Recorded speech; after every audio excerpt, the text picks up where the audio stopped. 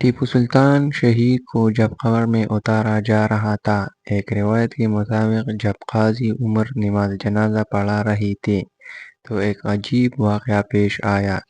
اسی سلطان کی اللہ کی ہاں مقبولیت اور کرامات ہی سے تعبیر کیا جا سکتا ہے۔ ہوا یوں کہ سخت گرمی کا موسم ہونے کے باوجود فضا میں ایسی بجلیاں کڑکی کہ معلوم ہوتا تھا کہ آسمان ٹوٹ کر زمین پر گرنے والا ہے۔ گرج، کڑک اور بجلی کی چمک کے بعد اچانک بارش بھی ہونے لگی۔ ادھر انگریز سپاہی سلطان کو آخری سلامی دینے کے لیے اپنی بندوقوں سے ہواؤں میں فائرنگ کر رہے تھے، لیکن آسمانی کڑک کے سامنے ان کی فائرنگ کی آوازیں دب رہی تھیں۔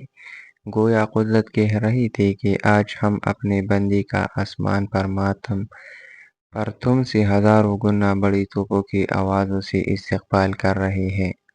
بارش کا موسم نہیں تھا، لیکن آسمان پھر بھی بارش برسا رہا تھا، گویا وہ بھی آنسو بہا کر زمین والوں کے غم میں شامل ہو گیا تھا۔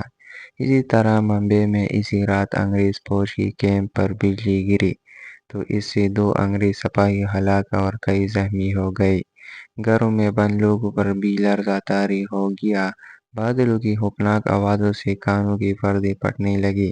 دریائے کاوری میں بھی اسی رات خلاف معمول تعینی کیا گیا۔ سرنگا پٹم میں رہنے والے بوڑوں کا کہنا تھا کہ دریائے کاوری میں اسی طرح کی تعینی انہوں نے پہلے کبھی نہیں دیکھی تھی۔